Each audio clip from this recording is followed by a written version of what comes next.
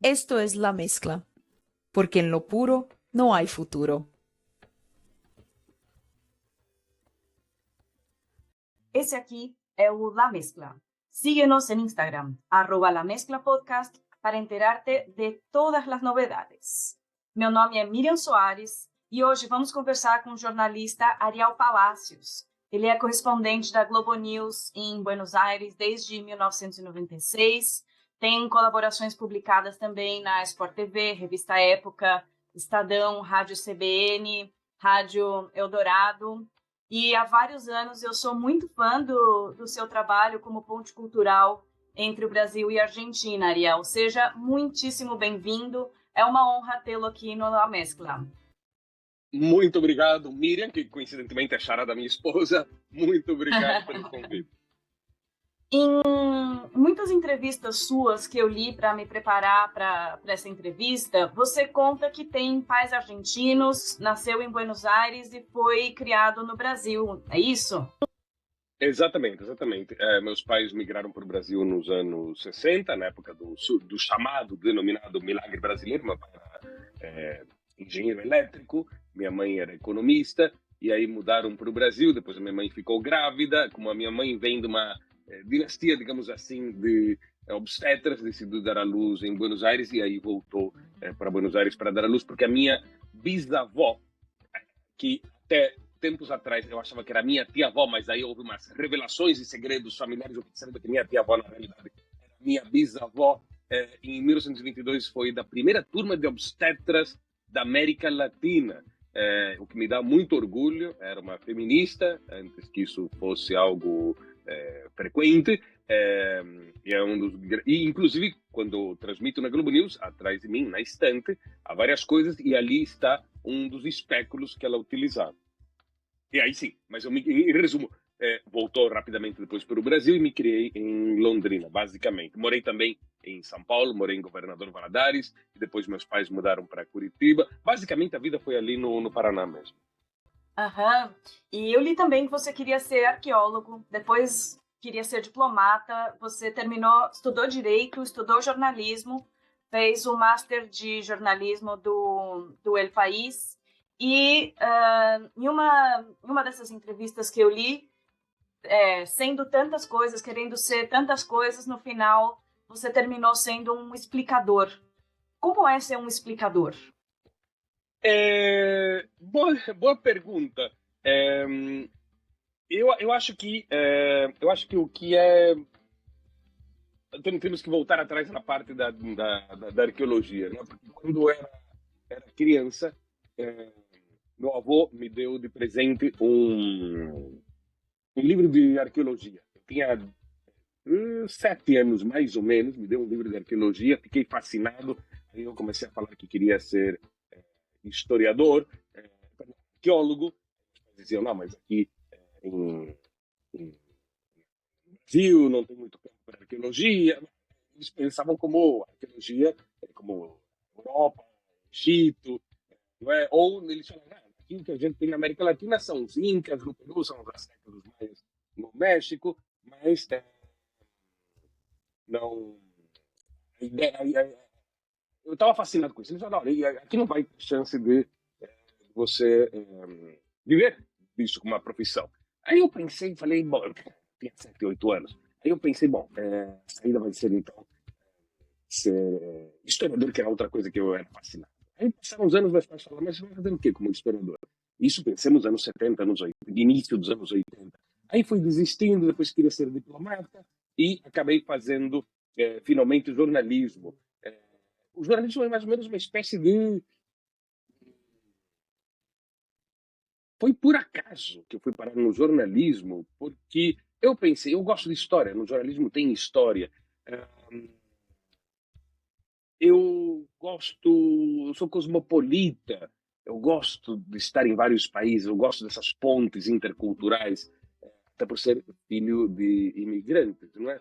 E de ter morado em tantos lugares quando era criança, e no norte do Paraná, em Londrina, naquela época, nos anos 70, início dos anos 80, a gente convivia com muitas famílias imigrantes, porque os meus colegas eram filhos de mineiros, filhos de paulistas, filhos de gaúchos, né? Filhos de netos filhos de imigrantes italianos. Então você tinha um caldeirão cultural muito interessante em Londrina naquela época. Londrina era uma cidade nova, né? Então, eu achava muito interessante isso. E como não, talvez eu teria feito relações internacionais se tivesse existido naquela época em Londrina, mas não havia, e acabei fazendo, ou teria feito talvez um curso de turismo, não havia, acabei fazendo jornalismo. E os meus amigos, anos atrás, diziam para mim, brincando, que no fim das contas eu acabei completando, de certa forma, aqueles sonhos da infância e da pré-adolescência. Arqueólogo e historiador, porque como historiador, como jornalista, a gente faz a história diariamente. Inclusive, muitos historiadores atualmente recorrem a hemerotecas, né, em todo o mundo para ver o que escreviam os jornalistas há 80, 90 ou 60 ou 50 anos. Mas vai ser um problema agora com as redes sociais e com os sites, né, porque nem tudo vai permanecer. Muitos sites fechados. Quer dizer, tem muita notícia que não está no papel, não está eletronicamente, não está em lugar nenhum. Mas as hemerotecas, só para quem não sabe, são aquelas bibliotecas, entre aspas, feitas, cuja commodity são os recortes de jornais, ou revistas completas. Não é? E, então, no futuro, os historiadores tomarão como referência, entre várias outras coisas, documentos, cartas, tudo isso, tomarão os elementos publicados pela mídia, não é? Para recuperar a história. Então, de certa forma, e agora acabo de me perder aqui no meu raciocínio, mas, então, como jornalista, estamos escrevendo a história cotidiana.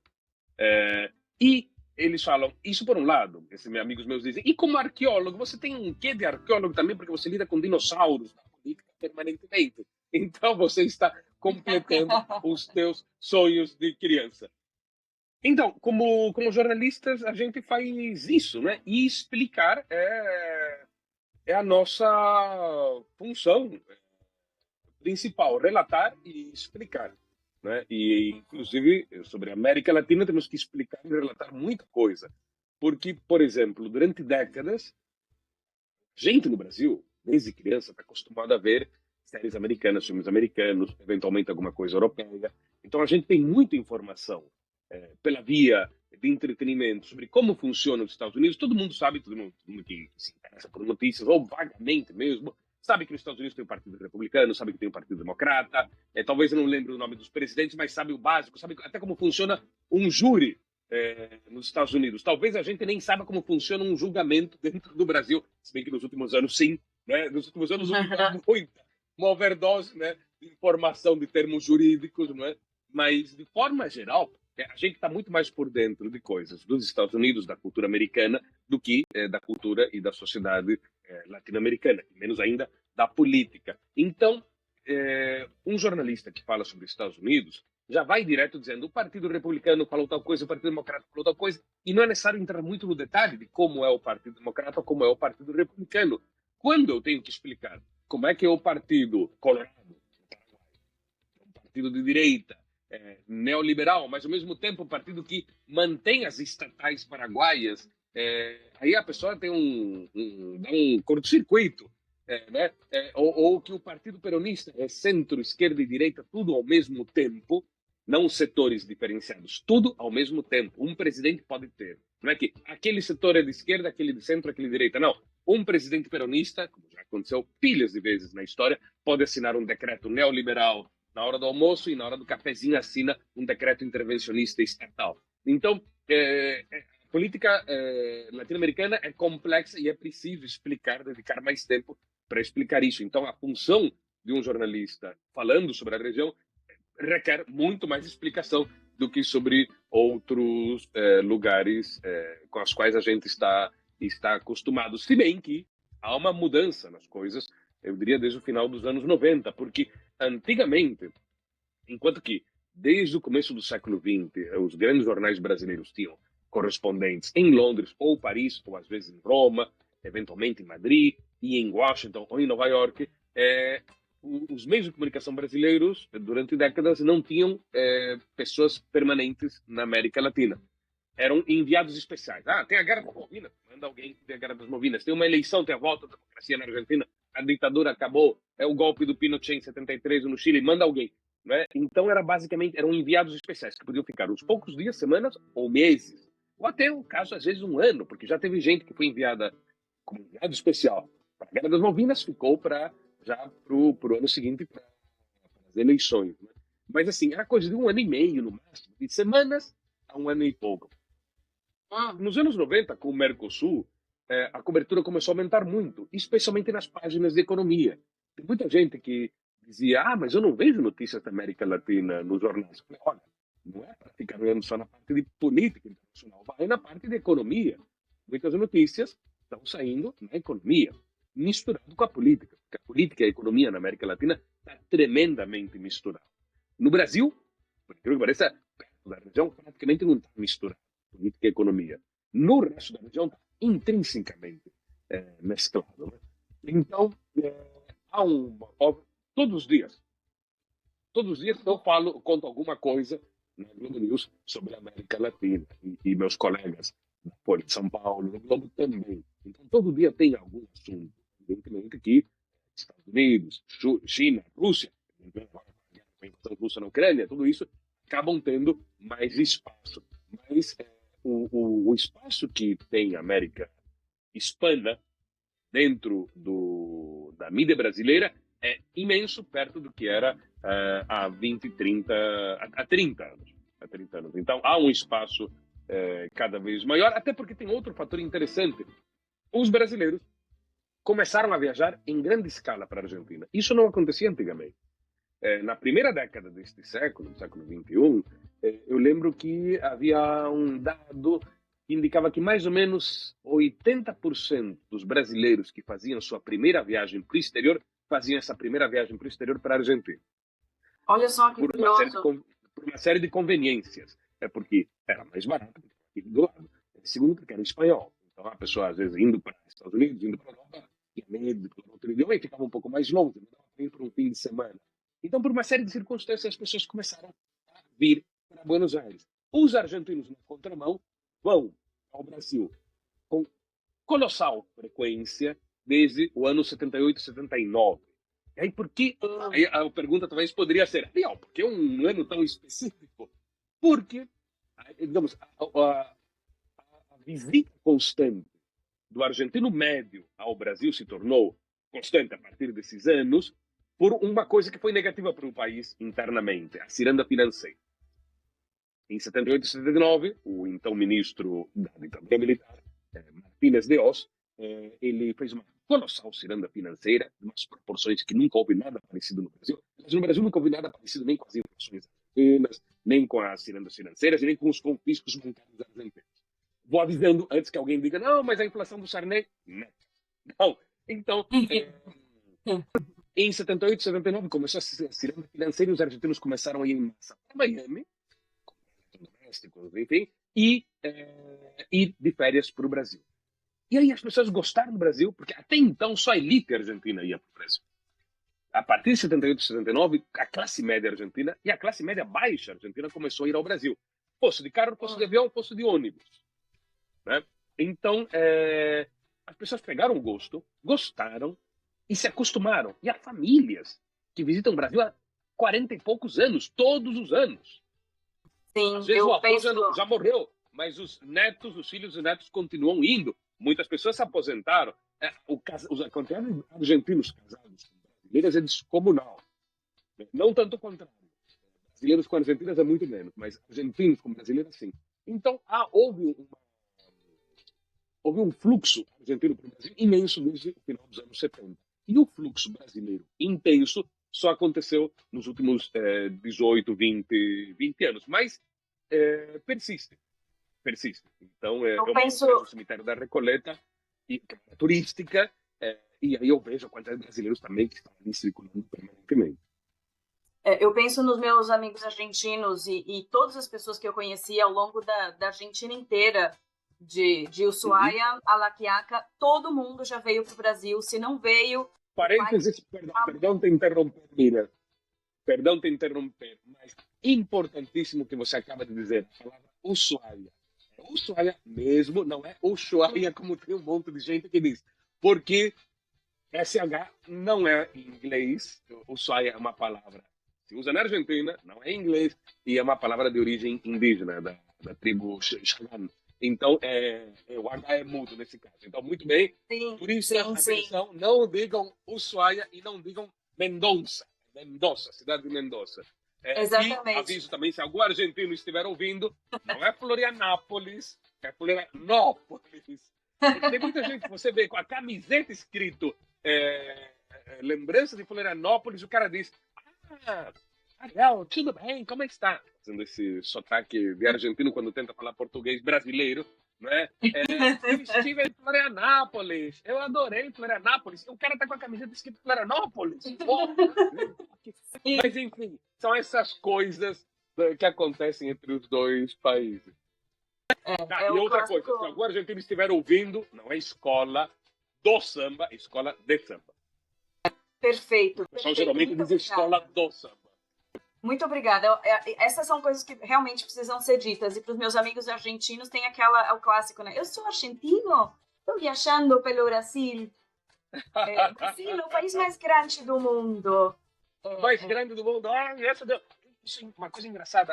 A ex-presidente Cristina Kirchner, a atual vice-presidente, uma vez durante uma visita do então presidente, do então presidente, agora de novo presidente Luiz Inácio Lula da Silva, acho que foi a última visita de Lula à Argentina no seu segundo mandato, foram assinar uma série de convênios, de acordos, e aí a Cristina Kirchner fez um discurso dizendo: eu gosto desse estímulo do Brasil, essa coisa que o Brasil tem, essa filosofia do tudo bem, não é? Porque o Brasil, ela falou uma coisa assim, porque Brasil, como eles mesmos dizem, é o mais grande do mundo. Não é? E aí você diz: nossa, mãe, não adianta explicar para esse pessoal que não se diz o mais grande. E elas acham que nós brasileiros falamos que o Brasil é o mais grande do mundo, ou mesmo que fosse correto, o maior do mundo, como se fosse uma coisa assim que a gente tem essa coisa no Brasil de megalomaníaco. E não temos. Né? Mas eles acham que tem isso. Mas eles acham isso de uma forma positiva. Pelo menos isso. E o tudo bem, né? O que muitos argentinos dizem, tudo bem, tudo legal, fez parte também institucional, porque uma publicidade da AFIP, que seria equivalente à Receita Federal Brasileira, no qual um cara dizia: bom, passou a crise, agora a coisa está indo melhor. Né? Aí o cara falando para os operários, um pequeno empresário argentino falando para os seus operários. Pero ahora, bueno, la crisis pasó, entonces ahora tudo bem, tudo legal, entonces ahora, e aí o cara dizia que agora ia botar com carteira assinada, ou aqueles que ainda estão sem carteira assinada, tal. Mas ele dizia essa frase, então isso mostra muito bem a imagem que o argentino tem do Brasil, uma imagem positiva, estereotipada, mas ainda bem é positiva, não é? Dessa coisa que eles acham que nós brasileiros temos essa coisa sempre para frente. Bom, de novo, o slogan para frente Brasil, não é? Que eles repetem, assim como havia um personagem, um cômico aqui, que fazia de conta que era um cômico chamado Olmedo, me foge o primeiro nome dele. Olmedo foi um cômico dos anos 60, 70, 80, morreu acho que no início dos anos 90, ou finalzinho dos 80, um cômico muito popular, em que ele fazia vários personagens, e um dos personagens era como uma espécie de vidente, fingia que era vidente, e ele fingia que era brasileiro, mas não dava ênfase careta na nacionalidade. Porque na hora ele dava um toque indiano, um toque brasileiro, dependendo do cliente, né? E aí ele fazia as pessoas passar dentro do escritório dele e dizia: adiante, para frente, né? E coisas assim, né? Então, existem esses estereótipos sobre o Brasil, mas pelo menos são estereótipos positivos, né? Os argentinos têm essa imagem da gente, que a gente sempre é muito feliz, que é o país da felicidade, que existe essa imagem. E mesmo quando a gente diz: olha, mas a criminalidade, não existe cidade mais perigosa na América Latina do que Buenos Aires. Olha, caraca, a cidade do México, Rio de Janeiro, São Paulo, Porto Alegre, Buenos Aires, comparado com as cidades, as metrópoles da região, ainda, apesar que não é mesmo Buenos Aires de 20, 30 anos atrás, é uma cidade muito mais segura que essas outras metrópoles, né? Mas eles têm essa imagem que não. E eles têm uma imagem que, por exemplo, o Rio de Janeiro é uma cidade maravilhosa, dos anos 50 e 60, e a gente explica: mas assim, muito. E Pô, e ficou olha isso aqui, congelado. Não, e não há ficou isso maneira de congelado. você explicar. Não, a forma que o Rio não é mais isso dos anos 70. Sim, E sim. essa orla marítima chique que a gente vem contrasta de uma forma brutal com as comunidades das favelas que estão ali a 10, 15 quarteirões de distância. Né? Então, Sim. não há forma do E, pessoal aceitar isso. Eles têm essa imagem congelada, como você citou. Ariel, e eu quero aproveitar esse gancho aqui. Como todo mundo já sabe, o Brasil e a Argentina, como bons vizinhos, têm muita coisa em comum, como a gente estava dizendo, e também muitas diferenças, né? A gente tem aqui assunto para 30 episódios. Por mim, eu ficaria aqui o resto da Sim, minha sim, vida. sim. E o músico argentino-estadunidense Kevin Johansen escreveu uma música sobre os vizinhos Argentina e Uruguai, mas eu acho que ela se aplica bastante aqui ao Brasil. E a música diz mais ou menos assim: gente, ouvintes, vocês vão ter que me permitir, mas eu vou cantar aqui porque, por causa de direitos de autor, eu não consigo colocar a música. Então, a música diz mais ou menos Excelente assim: ideia. enfrente tengo un espejo que da un reflejo distorsionado que no soy yo. Y vernos sin entendernos, reconocernos sin conocernos en nuestra misión. Parece. Y solo por estar enfrente no dignifica ni significa estar enfrentado. Qué salado. La miopía de nuestro ser no nos deja ver que desde el cielo estamos al lado. E aí ele vai contando toda a história da relação de vizinhos entre a Argentina e o Uruguai. Como eu disse, e muitas Uhum. dessas coisas se aplicam aqui no Brasil. E eu queria comentar um pouco sobre a rivalidade entre brasileiros e argentinos. Na minha experiência, os argentinos amam o Brasil, amam a cultura brasileira, consomem a nossa música. As Uhum. agências de turismo, você anda por qualquer cidade argentina, qualquer capital de província argentina ou em Buenos Aires mesmo, as agências de turismo sempre têm anúncios de pacote para várias partes do Brasil, sobretudo Florianópolis e Rio de Janeiro.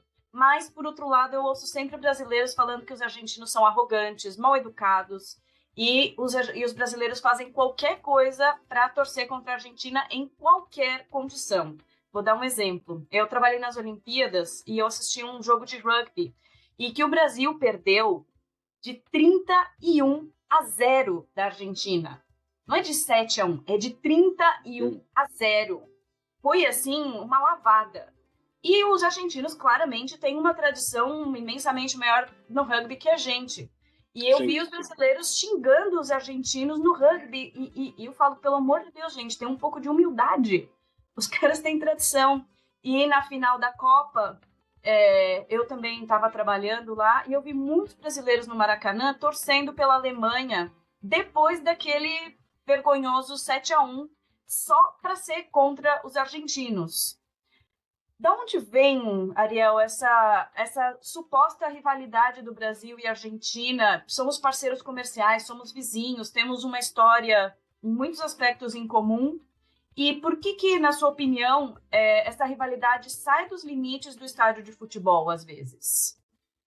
Eu acho que o futebol, infelizmente, ele não é exatamente um esporte, deveria ser, foi no passado remoto, 100 anos atrás, 2020, 2010, talvez comecinho dos anos 30, a partir dos anos 30, quando se desvirtuou.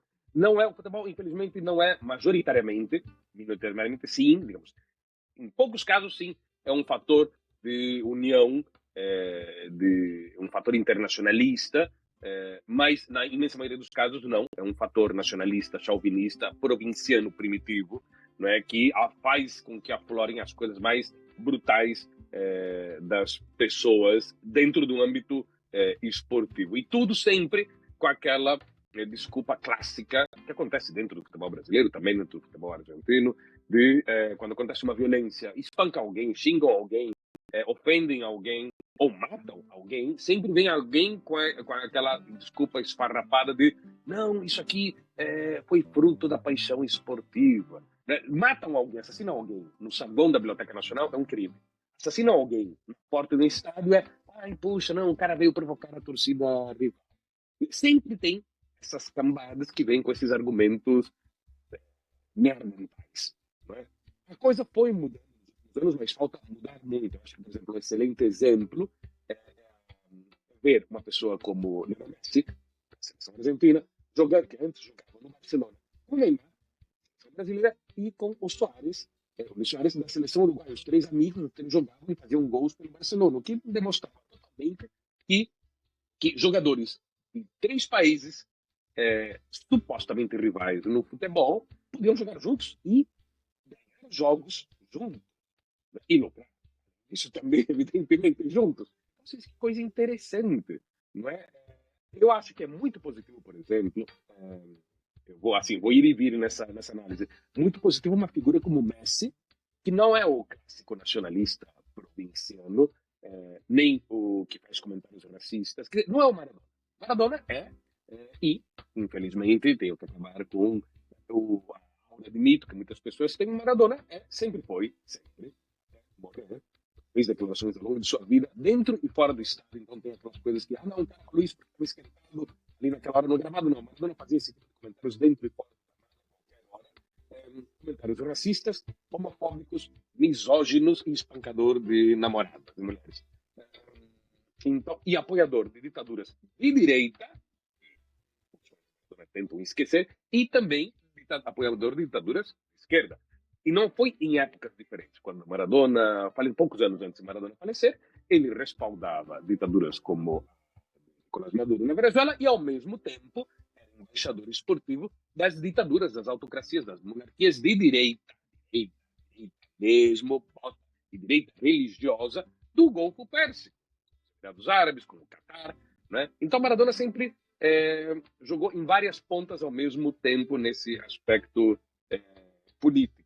Né? Messi é o cara que, e sempre paparicando políticos de plantão, pediu ao general Viola, que em 81 virou ditador, seguindo depois de Jorge Rafael Videla, do general Videla, foi o segundo ditador da ditadura argentina, pouco antes que Viola, já chefe do exército, ao ponto de virar ditador, foi pedir um favor para ele, não era a liberação de presos políticos ou de jogadores ou esportistas que estavam sendo presos ou torturados.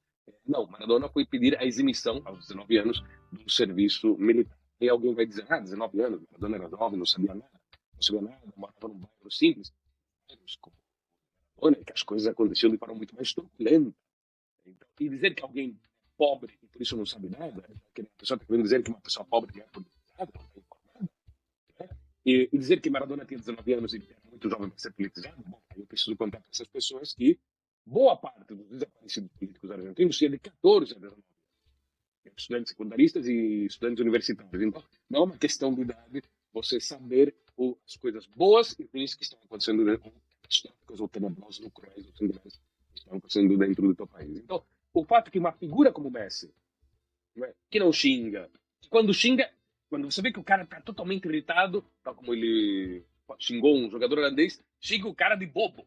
Bobo em espanhol só um pouco mais duro que o bobo em português, mas continua sendo bobo. Não é um palavrão, não é sonoro. Antes de gravar, a gente estava falando aqui, só explicando para os ouvintes, estamos falando sobre palavrões. Né? Então, Messi é aquela figura que, que ele ajuda os outros a fazer gols. Ele faz gols e ajuda os outros a fazer gols. Ele não é estrelinha e quer fazer todo o sucesso sozinho. Né? O cara que sabe jogar em equipe, algo que tem que ser resgatado no futebol, que existe no rugby.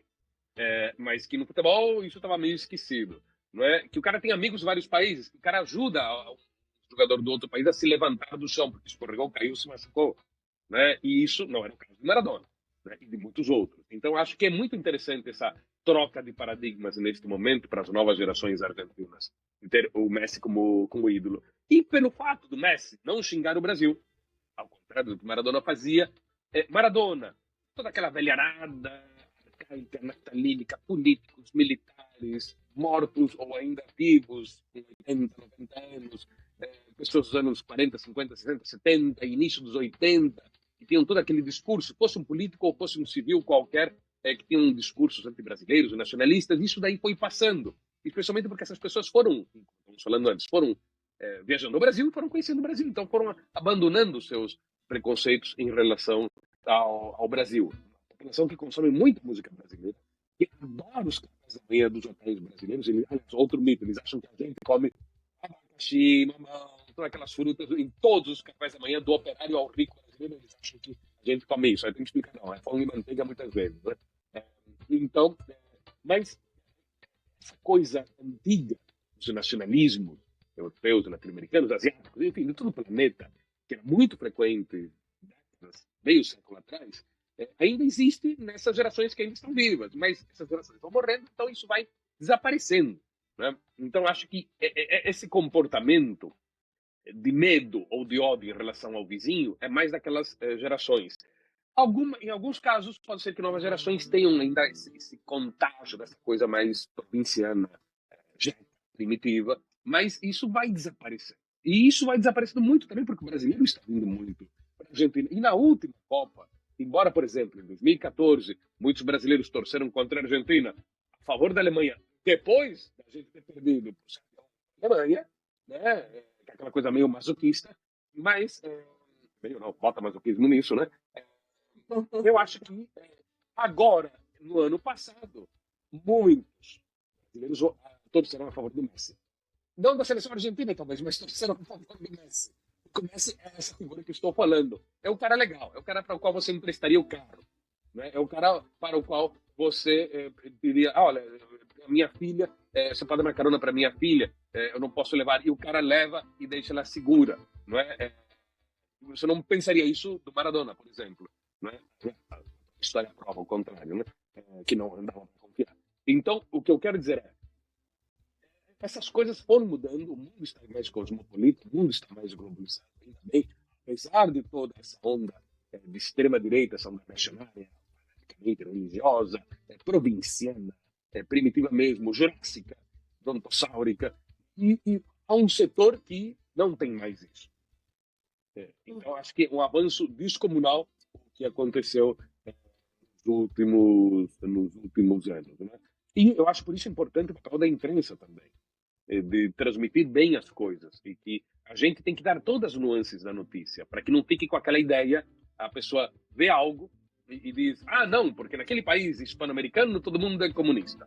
Tipo, as pessoas que dizem, Venezuela é comunista. Venezuela não é comunista. Primeiro porque comunismo, quando 100% da população trabalha para o Estado. Então, o porteiro, o médico, o advogado, o arqueólogo, o engenheiro, o físico, o dentista, todo mundo trabalha para o Estado. Isso é comunismo. Né? E na Venezuela, 60% das empresas são empresas particulares. Então, logo, não é comunismo. Né? Então, isso no Brasil, na Argentina, nunca houve governo comunista. Né? Na Argentina, sequer houve governo de esquerda. Mesmo aquela misturada toda que eu te falei. No poder, por exemplo, entre Kirchner e Cristina estiveram 12 anos, primeiro, e naquele período não aprovaram a legalização do aborto, apesar do pedido de muitas feministas. No Uruguai, a esquerda, sim, é de verdade, entre as outras coisas. Né? E isso que eu quero dizer. Então, quer dizer, aqueles clichês políticos, o cara é neoliberal. Neoliberal, o presidente do país X, e nunca privatizou coisa alguma. Então, por isso, a cobertura sobre a América Latina, que é tão complexa, tem que ter todos os nuances. E eu gosto dos detalhes. Eu gosto dos nuances, que pode ser que seja mais complicado de entender, porque não é A contra B, não é vinho e água, mas é a realidade. A realidade é complexa. Sim. E tem uma fala frequente aqui no Brasil de que os argentinos são mais refinados, mais educados e mais politizados que os brasileiros. E também tem essa ideia racista, amplamente divulgada também na Argentina, inclusive pela fala detestável do presidente Alberto Fernandes, de que os argentinos descendem dos barcos e que os argentinos, por serem mais brancos, mais europeus, seriam, portanto, mais civilizados. O quanto de realidade você observa na Argentina existe nessa ideia de maior politização, educação e maior quantidade de população europeia, o que, claro, obviamente, não concede qualquer grau de civilidade a ninguém. Exatamente. Bom, primeiro, vamos com a politização. Eu acho que se fala muito mais sobre política na Argentina do que no Brasil. Isso não quer dizer que uma população seja mais politizada. Não é? Os alemães eram muito cultos, nos anos 20 e 30, olha só que deu Adolf Hitler. Né? Então, isso não quer dizer que uma população culta, discuta política seja mais politizada. Eu acho que na Argentina se fala muito sobre política, é um prazer nacional falar sobre política, as pessoas adoram falar sobre política, especialmente para discutir sobre política, mas eu não saberia dizer, é difícil medir um grau, qual que é mais politizado, porque o que sim a gente vê e aí vamos de novo para os clichês, a gente vê um volume descomunal de manifestações na Argentina em comparação ao Brasil. E isso não acontece na mesma, digamos, não ao mesmo grau de manifestações numa grande cidade brasileira como tem em Buenos Aires todos os dias. Isso vem desde os anos 90. Todos os dias tem uma manifestação. E quando tem manifestação grande aqui, para ser uma manifestação que as pessoas digam, essa é uma manifestação, tem que ter acima de 100 mil pessoas. Quando eu lembro de ter visto manifestações na Paulista, com que falam, tem 20 mil pessoas, 20 mil numa manifestação com São Paulo, não é representativo. Nenhum bando, nem esquerda nem direita. Né? Em Buenos Aires tem que ter mais de 100 mil. Tudo bem que Buenos Aires concentra metade da população da Argentina. Buenos Aires é grande Buenos Aires. Né? Então, as proporções também são diferentes.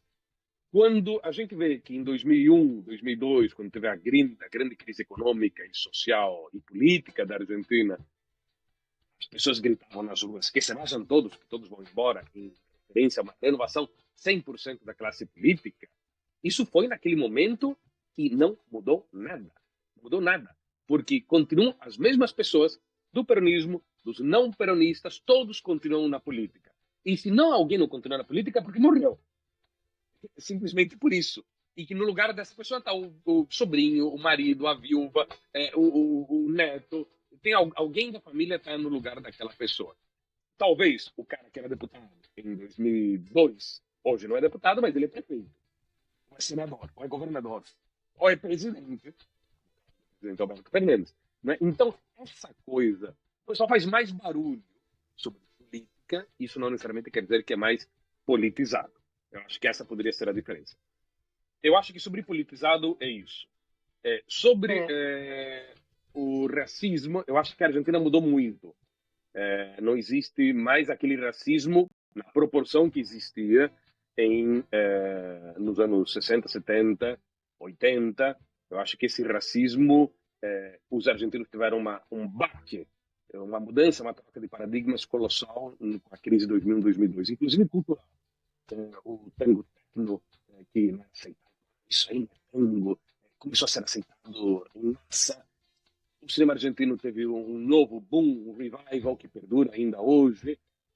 Houve uma série de mudanças. Era um país muito machista e essa sacudida que foi a crise, infelizmente foi por motivos negativos, mas pelo menos trouxe algum efeito positivo, vários efeitos negativos, mas alguns dos efeitos positivos dessa chacoalhada na sociedade e Buenos Aires passou a ser uma cidade gay-friendly. Né? Então, eu acho que mudou bastante, talvez ainda não caiu a ficha em muitas mentes no Brasil, e outras sim caiu a ficha, que o país havia mudado, que já não era mais aquele país de antigamente. A própria Igreja Católica, que tinha muita força nos anos 60 e 70, inclusive, mas que nunca mobilizou grandes peregrinações ao contrário do Brasil. A Igreja Católica tinha muito poder na elite, a Igreja Católica dos anos 90 não acredita em nada, mesmo com o Papa argentino, que foi contra a legalização do aborto, contra o casamento entre pessoas do mesmo gênero, Francisco, quando cardeal daqui, Jorge Bergoglio, a sociedade argentina passou por cima dessas tentativas impeditivas da Igreja Católica. Então, é um fator que já não tem aquele poder que tinha antigamente. Houve uma série de mudanças na sociedade argentina. Os sindicatos não têm o poder que tinham antigamente. Existe muito poder em movimentos sociais que também fazem protestos, mas os sindicatos eram mais fortes antigamente. Continuam sendo fortes, mas não o poder que tinham antigamente. Né? Os partidos políticos também não têm o poder que tinham antigamente. A política argentina está muito mais fragmentada do que era antes. Não tão fragmentada quanto a brasileira, mas está muito mais fragmentada. Então, há uma série de coisas que mudaram de 2001, 2002 para cá. Mudaram bastante. Em relação ao racismo, acho que bem menos racismo do que... E quando o presidente Fernandes fez aquela frase absurda, dizendo que os argentinos estavam dos barcos, enquanto que os mexicanos, como é que é a frase? Os mexicanos vinham dos aztecas e os brasileiros vinham da selva, algum absurdo assim, foi majoritariamente criticado. Ninguém apareceu para defender o presidente Fernandes. O problema seria tal como no Brasil, que alguém é contra os quilombolas, é misógino, empurra as mulheres em público, como o presidente Bolsonaro, o ex-presidente Bolsonaro, e tem um monte de gente que vota. Eu me preocuparia mais por uma sociedade assim do que por uma sociedade como a Argentina, onde criticaram o sujeito que pronunciou essas frases, como foi o caso do presidente Fernando.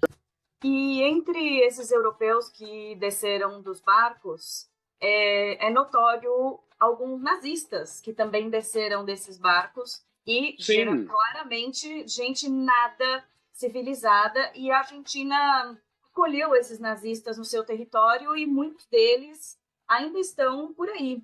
Como que isso aconteceu? Exato. E eles continuam podendo levar suas vidas tranquila e impunemente? Uma grande parte dos nazistas e boa parte dos criminosos de guerra, tem um cara que é nazista, fez parte da SS, talvez não tenha estado envolvido diretamente em algum massacre, mas fazia parte disso. Mas aí você tem, além desses, tem uma proporção grande também de nazistas criminosos de guerra que vieram para a Argentina, recebidos de braços abertos pelo presidente Juan Domingo Perón e pela segunda mulher, que foi a Evita Perón, recebidos de braços abertos. Um casal que, para o Partido Comunista Argentino da época, era considerado um casal fascistóide. Né? Depois, com as mudanças da política, hoje em dia são como figuras, entre aspas, da esquerda. Quem recebe nazista não é de esquerda. Quem recebe nazista é fascistóide. Enfim. Mas receberam, se instalaram e viveram tranquilamente, muitos com o trabalho do Perón, e o governo Perón, continuaram durante a ditadura de 55, depois continuaram com os governos democráticos, dos anos 60, mas houve mais golpes e tal, e sempre estiveram ali, ou escondidos, ou nem tão escondidos. O caso de Eric Pilke, que em Bariloche morava com o nome dele, nem trocou o nome. Temos o caso de Eichmann, que trocou o sobrenome Clemens e tentou forjar uma identidade nova, né? Que depois foi sequestrado, foi detido por um comando israelense e foi levado para Israel, onde foi julgado e enforcado. Mas essas pessoas foram morrendo, e hoje em dia tem que ser pessoas mais ou menos entre os 90 e, vamos ver, teria que ser se alguém em 43 entrou no exército no meio da guerra, digamos, teria que ter nascido em 23, hoje teria 99 anos de idade. Se existe alguém, já não são pessoas de nome público. Vários, no final dos anos 90 e na virada do século, foram encontrados, presos e extraditados. Foram extraditados para a Itália, para a França, para a Alemanha. Alguns foram presos, morreram aqui, mas a maioria morreu impune, infelizmente. E com que pretexto eles foram acolhidos na Argentina e como eles conseguiram passar impunes durante tanto tempo e com tantos governos? Nenhum pretexto. Nunca houve um pretexto oficial, porque tudo era feito na mutuca, tudo era feito de forma clandestina. Né? Houve alguns casos, alguns nazistas famosos, mas que haviam estado presentes em casos de massacres, como Kurt Tank, que era um desenhador, um designer de aviões, e Tank fez o primeiro jato, a Força Aérea Argentina, o primeiro jato da América Latina, um dos primeiros jatos, aviões a jato do mundo, um caça militar. O argumento do periodismo naquela época bom, esse cara aqui não é um criminoso de guerra, esse cara aqui é um técnico, sim, é verdade, mas, de forma geral, o governo Perón importou 2 ou 3 técnicos. As outras centenas eram criminosos de guerra, eram carniceiros, eram açougueiros mesmo. Não eram genocidas. Não é o caso dos Estados Unidos, que você diz, entraram vários genocidas nos Estados Unidos, mas a maioria era, por exemplo, cientistas. O cara que os russos iam pegar, os Estados Unidos iam pegar, como acabaram pegando os dois grupos, mas era o cara Von Braun que fez o foguete para levar o homem à Lua, por exemplo, ou coisas assim, químicos. Tal. Não, nesse caso não havia nem argumento. Os caras que estavam chegando aqui eram pessoas que haviam estado em massacres na Europa. Então, nenhum argumento. Até porque boa parte da classe dirigente argentina nunca sentiu necessidade de dar justificativas. Como também no Brasil. só que na Argentina é o caso mais grave. Existem outros países piores na região.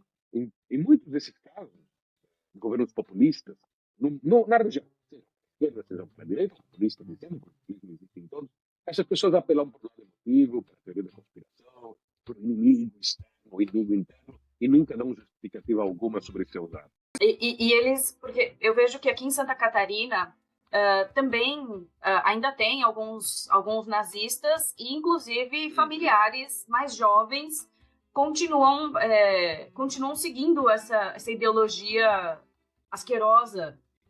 Eu acho que nos últimos anos, especialmente no governo Bolsonaro, isso se incrementou no Brasil, da mesma forma, pouco tempo nos Estados Unidos, basicamente pelo uso de slogans ostensivamente nazistas. Quando você diz Brasil acima de tudo, a cópia, o plágio, nem sequer os caras se inspiraram, a cópia diretamente aí, a preguiça total da cambada, de botar algo como Brasil acima de tudo. E na Argentina... Não, na Argentina isso não aconteceu, ainda bem, porque houve uns pequeníssimos partidos nazistas nos anos 80 e 90, que praticamente sumiram, nunca chegaram a ter deputado ou vereador algum. Então, Ariel, você estava dizendo que na Argentina houve um partido nazista na década de 80 e 90, mas não foi para frente, né? Isso, dois partidos, inclusive, que brigavam entre eles, dois partidos, um deles era o Partido Nova Ordem, e o outro não consigo lembrar, eu escrevi muitas matérias sobre isso na época, final dos anos 90, virado do século, mas que nunca conseguiram decolar, ainda bem. E olha, isso depois da Argentina ter tido o maior partido nazista do continente, nos anos 30, que fizeram grandes comícios, 3 grandes comícios, 2 deles no Luna Park, um estádio fechado que está ali logo atrás do Centro Cultural CCK, no centro de Buenos Aires, com milhares de pessoas, isso nos anos 30, se não me engano, 37, 38, um deles depois do Anschluss, da anexação da Áustria. Mas nunca, décadas posteriores, nunca tiveram nenhuma espécie de influência. E nunca houve, ainda bem, nenhuma espécie de partido militar. Ou seja, a ditadura aqui tem uma péssima imagem, além de todas as violações aos direitos humanos, fizeram uma guerra, a Guerra das Malvinas, fizeram uma corrida armamentista contra o Chile, gastaram rios de dinheiro, e ainda por cima foram um desastre econômico, não fizeram nada de infraestrutura. Ou seja, a ditadura argentina não tem onde você pegar algum lado positivo. Além do fato de ser uma ditadura, os caras não têm como argumentar nada a favor. Então, com a volta da democracia, nunca houve na Argentina alguma espécie de partido político que evocasse o passado da ditadura.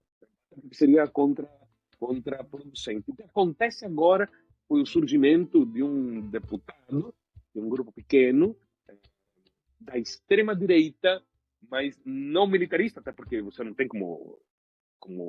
O exército argentino é socado. Você não pode... Os caras, mesmo que quisessem, não conseguiriam dar um golpe de Estado, porque eles não têm nem pólvora para disparar a bala do canhão e não tem nem gasolina para levar um tanque de guerra até a porta do quartel. Teriam que empurrar o tanque até a porta do quartel e daí disparar um arco e flecha, porque não tem condições físicas de dar um golpe de Estado. Então tem um grupo, de um cara chamado Javier Milei, que é de extrema-direita, que elogia a ditadura militar, mas não faz isso na principal plataforma e tampouco prega a volta dos militares ao poder, até porque não teria como botar os militares no poder, ainda bem. Mas isso, nunca apareceu nada similar ao fenômeno de Bolsonaro. Até porque também tem outro fator. O peso religioso do Brasil não existe na mesma proporção na Argentina. Ariel, eu vou precisar te interromper. A gente está quase chegando no final aqui da nossa entrevista. E, para terminar, eu queria te pedir para deixar 2 recomendações culturais. E cultura no sentido bem amplo. Sites, filmes, livros, podcasts, músicas, o que quer que seja sobre o assunto da nossa conversa. Uma recomendação fácil para quem quiser dar uma esticadinha no assunto e outra mais aprofundada para quem quiser mergulhar de cabeça. Bom, então, já que estamos falando de ditadura militar, uma fácil é ver o filme 1985 com o Darín, filmaço de uma época muito interessante da Argentina. quando os argentinos levaram ao banco dos réus a ditadura militar, algo que nunca havia acontecido no mundo. Por quê? Porque o Tribunal de Nuremberg, que condenou os nazistas, foi feito pelos aliados, que era um exército vitorioso, estrangeiro. Não era, aqui na Argentina, não foi um exército vitorioso. Aqui foram civis que botaram os caras no banco dos réus. Então, isso que é muito interessante. Então, essa dica mais fácil, ver um filme. A dica mais aprofundada é ver a biografia, ainda sobre ditadura, do Videla, primeiro ditador, de 76 a 81, porque aí vieram os outros, até 83, da Maria Seoane e do Vicente Muleiro, El Dictador. É uma ótima biografia, mas uma biografia melhor ainda sobre uma figura sinistrésima e complexa psicologicamente, muito bem escrita, uma biografia muito saborosa, de uma figura altamente cruel, o Almirante Cero. Almirante Cero é a biografia do almirante Emílio Massera e foi escrita pelo Cláudio Uriarte. Livraço, muito bom. E ainda sobre outra figura, pré-ditadura militar, do governo peronista, do cara que teria sido o equivalente ao Olavo de Carvalho, do Perón, porque o Perón tinha o seu astrólogo, o seu mordomo, que era astrólogo e que foi a eminência do seu governo, que criou um grupo paramilitar de direita que aniquilou 900 pessoas, opositores políticos, antes da ditadura. Depois, quando veio a ditadura, pegou essa turma e a usou esses profissionais do terror a seu favor, que é o López Rega. López Rega é uma figura que ainda merece uma boa, detalhada biografia, mas existe uma biografia que é bastante boa do Marcelo Larraqui. E, aliás, aí vamos para o lado light de novo, no Brasil ele inspirou a figura do López Rega, esse pilantra, esse picareta que dizia que era astrólogo, e que quando o Perón morreu, foi lá puxar o corpo dele pelas canelas, tentando ressuscitar o Perón, dizendo: acorda, faraó, acorda. Ele expulsou os médicos ali da sala, que estavam tentando reavivar o Perón. E aí ele, depois de meia hora, dizendo: não consigo me concentrar e tal, ele botava a Isabelita Perón, a última mulher do Perón, em cima do caixão da Evita, para ver se conseguia passar os eflúvios espirituais do carisma da Evita. Uma loucura total. Quando a gente pensa em algo delirante, sempre tem algo pior. Então, eu diria que Jeanette Claire, quando escreveu O Astro, em 78, se baseou nessa figura que era o López Rega. Baseou parcialmente a imagem ali, a ideia do personagem do principal, Quintanilha. Horácio Quintanilha, me lembro. Quintanilha era o sobrenome do personagem do picareta que protagonizava O Astro, que era o Francisco Cuoco, junto com a Dina Sfar. Então, aí vai o lado live do negócio. Tá, ok. As dicas estão anotadas aqui e os nossos ouvintes vão poder encontrá-las na descrição do episódio. E, Ariel, quem quiser te encontrar aí nas internets da vida, quem quiser conversar com você, como pode fazer? Bom, uma forma é o Twitter, onde estou mais tempo, que é o @ArielPalacios, ou no Instagram, que não, eu gosto muito do Instagram, estou usando cada vez mais no Instagram, mas eu percebo que o diálogo no Instagram não é tão fluido como o diálogo no Twitter, que é o Palácios Ariel, é o contrário. Tá ótimo. No Instagram e no Twitter, Ariel Palácios. No Facebook, não me busquem, porque no Facebook eu só entro lá uma vez a cada 6 meses, porque acho que aquilo é a coisa, é o Jurassic Park. Tá ótimo, Ariel. Foi um prazer gigantesco falar contigo. Repito, eu sou muito fã do seu trabalho. Continue fazendo, porque esse trabalho de explicador isso é uma ponte cultural em forma de pessoa. Muitíssimo obrigada. Foi um prazer enorme recebê-lo aqui. A gente não conseguiu cumprir toda a pauta, como eu já tinha imaginado. Então, você está convidado a voltar para a gente falar de outros temas, aprofundar um pouquinho sobre o que é o peronismo, a Guerra das Malvinas. Já aproveito muito rapidamente, só para que muitas pessoas me perguntam para quem que eu torço, ou pro Boca, eu digo nenhum dos dois, primeiro porque sou brasileiro, não torço para times argentinos, torço por Londrina Esporte Clube, porque sou de Londrina, brasileiro logo torço por Londrina Esporte Clube. Então, e outra coisa, na Argentina, mesmo que fosse torcer por alguém, existe mais time do que o River Boca. Né? Então, quer dizer, mais uma coisa, o clichê. Então, não, clichê não é comigo. Muito obrigado, Miriam. Muitíssimo obrigada, Ariel. Você está convidado para voltar aqui uma próxima vez. Até a próxima. Um abraço a todos. Tchau, tchau.